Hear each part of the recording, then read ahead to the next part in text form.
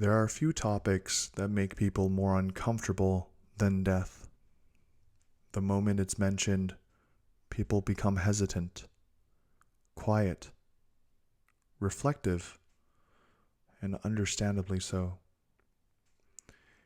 Anyone who has experienced loss knows the profound sorrow and grief that accompanies it. But I think we often approach death from the wrong perspective.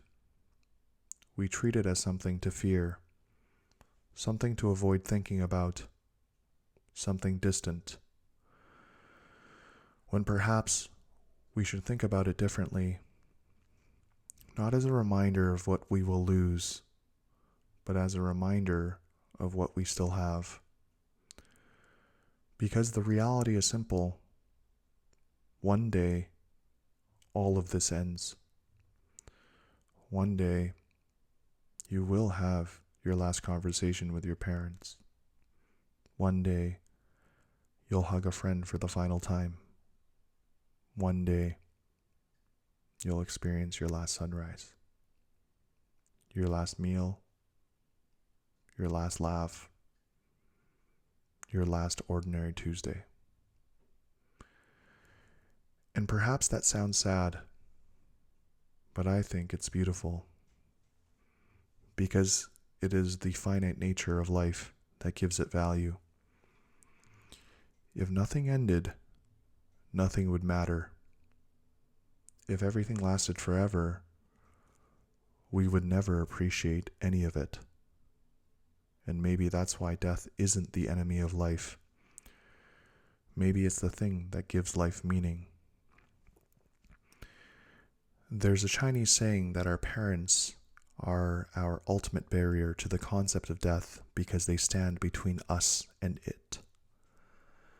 And I think there's a painful truth hidden within that idea.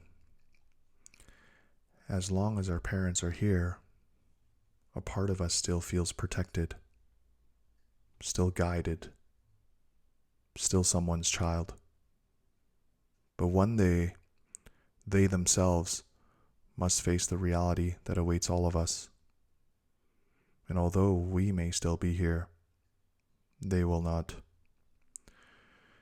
Their ability to nurture us, their ability to protect us, their ability to love us in the way only parents can,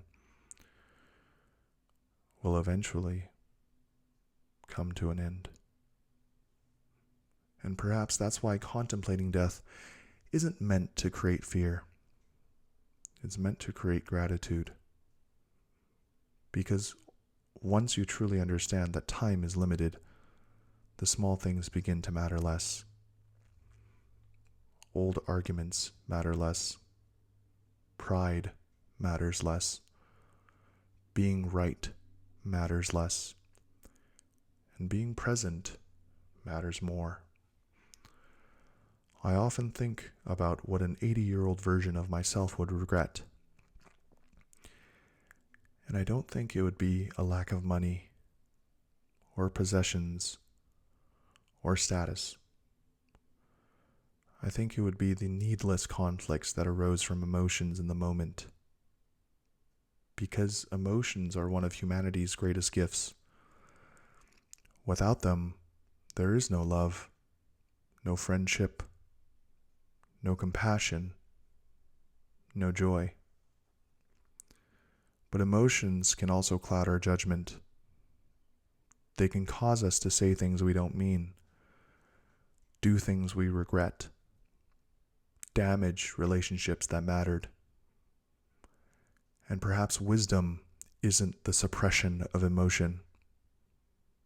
It's the mastery of it. Not feeling less, but choosing better. Because most of life's regrets are not the result of a lack of love. They're the result of allowing temporary emotions to overpower permanent values. And maybe that's the lesson mortality teaches us. Not to fear death, but to live better, to forgive sooner, to love more openly, to spend more time with the people who matter, to put down our pride, to appreciate ordinary moments while they're still available to us. Because one day, none of this will matter. Not the titles, not the possessions, not the status, not the victories, not the failures. One day, none of this will matter, except for the memories created by the time spent with those that we love most and love us the most. And perhaps that's enough. Perhaps that was always enough. Until next time, take care.